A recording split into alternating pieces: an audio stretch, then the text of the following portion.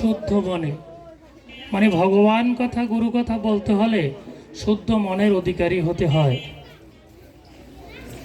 গুরুদেব অনন্ত, তার সীমা নেই।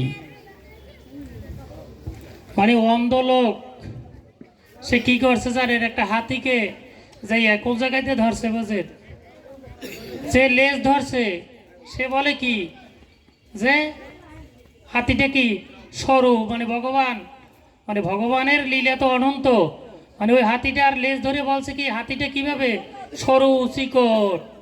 আবার একজন লোক কি হাতির পাওটা ধরেছে, কয় কি ভগবান কিরকমের, মানে এরকমের মোটা, কি যে সুরটা ধরেছে সে বলে কি ভগবান ওই রকমের আর কি অবস্থা। তাহলে আমরা গুরুদেবের অনন্ত লীলা সকলে আমরা যখন দীক্ষিত হয়েছি, গুরুদেবের কোনো না কোনো লীলা আমরা হৃদয়ে ধারণ করে গুরুদেবের চরণে আমরা পৌঁছে গেছি।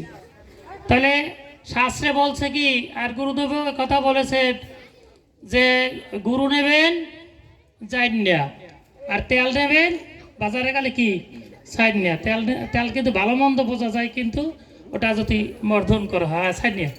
আর গুরু নেবেন কি জাইন্যা। তাহলে এখন আমরা এই ইতিপূর্বে বাসুদেব বলেছে, ওটাকে যদি আমরা অন্য লাইনে নিই তাহলে খারাপ, আর ভালো লাইনে নিলেও ভালো। কথা বুঝেন? এই সাধু মনের কোনো দোষ ধরে না, বুঝলেন? সাধু মনের কোনো দোষ নাই, কথা বুঝেন? তো এখন গুরু হইতে হবে কী রকমের, যে ভগবানের মতন। যে গুরু হতে হবে কী রকমের, যে ভগবানের মতন, যে ভগবানের কি অনন্ত শক্তি, কথা বোঝেন? তার শক্তির কোনো কমতি নাই, তিনি কি সর্বশক্তিমান, যে ভগবান সর্বশক্তিমান। গুরুদেব বলেছে তিনি সব কিছু পারেন, ভগবান একটা কাজ পারেন না, কি যে ভগবানের মতো আর একজন ভগবান বানাতে পারেন না। কি ভগবান কিন্তু সব পারে, তিনি সর্বশক্তিমান। গুরুদেব বলেছে কি যে তিনি একটা কাম পারে না, কি রকমের, যে ভগবানের মতো আর একজন ভগবান বানাতে পারেন না। কথা বলছেন? যে ভগবান সব পারেন, কিন্তু ওই ওই কথাটা বলেছেন গুরুদেব, যে দেখেন গুরুদেবের অনন্ত মহিমা, মহিমার শেষ নাই। তাই গুরু হতে হবে জানি ভগবানের মতন। তাহলে কি যে আমরা যে এই শাস্ত্র গ্রন্থ অনুধাবন করার মূল উদ্দেশ্য হইতেছে যে শাস্ত্রের সাথে মিল করে নেবেন। গুরু আমাদের গুরুদেব যে আপনারা সবাই মেনে নেবেন তা না। যারা যারা মানে বড় বড় দার্শনিক, যে আমাদের এই জগন্নাথ বিশ্ববিদ্যালয়ের যে স্যার আনিসুজ্জামান স্যার, ইতিপূর্বে সুলতানপুর স্যারের কথা বলা হয়েছে, কথা বলছেন, যে ঢাকা বিশ্ববিদ্যালয়ের যে এই আমাদের স্যার আনিসুজ্জামান স্যার, তিনি গুরুদেবকে বলেছেন কি জানেন, যে আপনাদের গুরু না, তিনি বিশ্বগুরু। একটা ধ্বনি করুন সবাই, জয় জয় শ্রীমৎ আচার্য বিবেকানন্দ গোস্বামী বিবেকানন্দে, হরি হরি বল মন হরি বল। জয় জয় শ্রীমৎ আচার্য বিবেকানন্দ গোস্বামী বিবেকানন্দে, হরি হরি বল মন হরি বল। আপনারা তো অনেকে মায়াপুর গিয়েছেন, মানে ইস্কন মন্দিরে। এখন গুরুদেবকে নিয়ে আমরা ঢুকতেছি। এখন গুরুদেব তো শাড়ি চুরি পরা অবস্থায় আছে। এখন ওই জায়গার যে দারোয়ান, গুরুদেব যাবে কোথায়, ব্রহ্মচারী ভবনে। এই বাগেরহাটের একটা লোক আছে আমাদের, এর নাম তো আমার মনে নাই।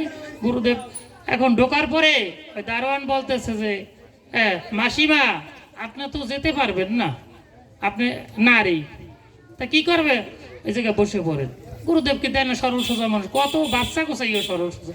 গুরুদেব দাপ করে বসে পড়ছে। বসার পর আমাকে বলে কি যে তুমি যাইয়া ওই ডাক দিয়ে নিয়ে 3 তলায় আমাদের বাগেরহাটের ওই যে ইস্কন মন্দিরে, কিন্তু ওই জায়গার ব্রহ্মচারী হেড। তা আমি করলাম যাইয়া বললাম যে হরে কৃষ্ণ, আমাদের গুরুদেব আসছে, শ্রীমৎ আচার্য বিবেকানন্দ গোস্বামী। এই বলার সাথে সাথে উনি কি করলো, যে প্রভু আসছে, প্রভু আসছে, গুরুদেব আসছে, ধ্বনি একটা দিয়া যে জয় জয় শ্রীমৎ আচার্য বিবেকানন্দ গোস্বামী বিবেকানন্দে, হরি হরি বল বন হরি বল। তা ধ্বনি দিয়ে যখন সবাইকে প্রভুদেরকে ডাক দিয়েছে, ব্রহ্মচারীদেরকে, তখন সবাই ছাপাই পড়ছে যে কি হইল।